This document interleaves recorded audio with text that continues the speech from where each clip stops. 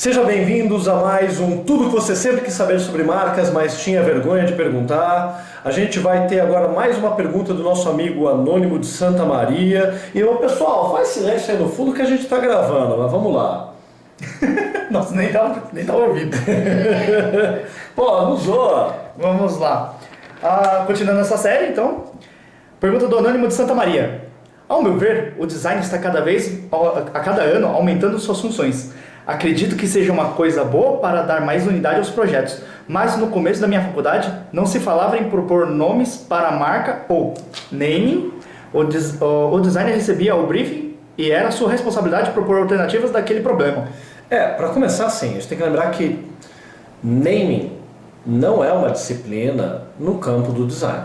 Esse é o primeiro ponto. Aliás, eu não conheço nenhuma faculdade que tenha, de graduação em design, que tenha disciplina de naming. Posso até estar errado, mas não lembro. Geralmente você acaba vendo numa pós-graduação em branding.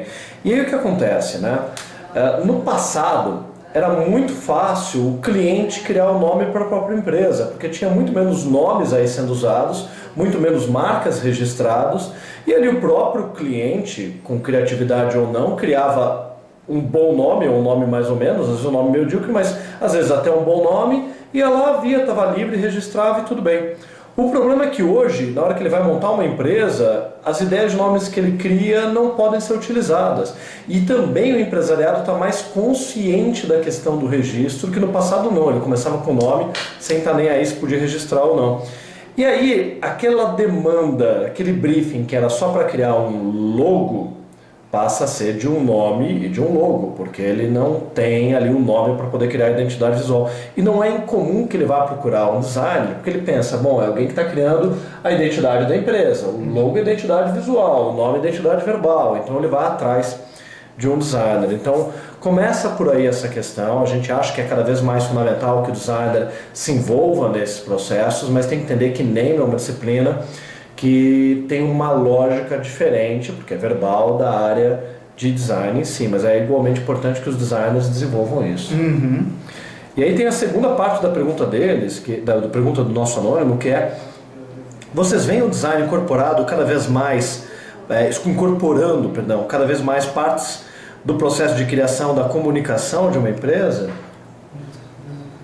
Eu acho que sim, né? Cada vez mais o designer, inclusive quando está fazendo a identidade visual, está apresentando para o cliente, ele já vai definir de alguma forma a linguagem visual das peças de comunicação. Não estou falando de papelaria ou itens institucionais, mas eu vejo muitos designers se envolvendo com comunicação, sim. Sim, mas aí, aí fazendo gancho com, ao meu ver, a cada ano o designer está aumentando suas funções.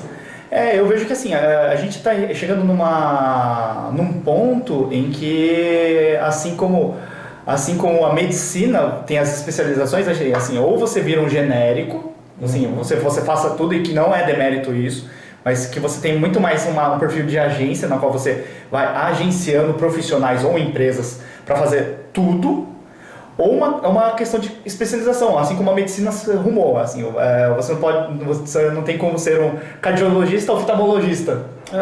E no final, o que acaba acontecendo aqui é que se você vai para uma linha de especialização, você tem que saber ter contatos com outros profissionais, porque eles vão ser complementares ao seu serviço. E se você vai ser um genérico, você tem que conhecer um pouco dessas outras atividades para conseguir desenvolver projetos, aí no caso para pequenas empresas, que você engloba ali um pouco do todo. E aí vem a terceira parte da tua pergunta, né, que é como é essa relação do designer profissional com outros profissionais do ramo como publicidade, marketing e outros.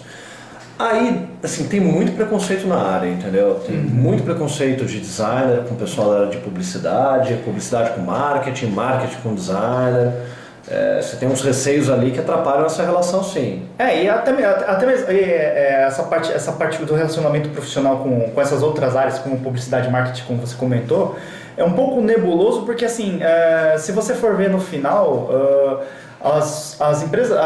entre as empresas não existe uma comunicação clara entre elas para determinar exatamente assim, qual é o limite do trabalho. Tem sobreposições, né? Tem áreas que ambas as empresas fazem, mas áreas de cada uma delas. Uma posição que a gente tomou aqui dentro do escritório foi de especialização, na qual no final, isso não foi... foi aos poucos até, né? Foi aos poucos. Eu queria dizer que não foi... proposital, foi meio que acontecendo essa especialização, né? E que no final isso nos ajudou a definir até mesmo nossos limites de produtos para até mesmo uma relação com publicidade, marketing, fala assim, não, nosso trabalho é exatamente aqui, termina aqui e não sobrepõe a sua. Mas a agência de publicidade fala em contrapartida, mas é que eu faço só identidade visual também. Agora essa sobreposição tem com a gente, mas assim, a gente não faz campanha. Exato.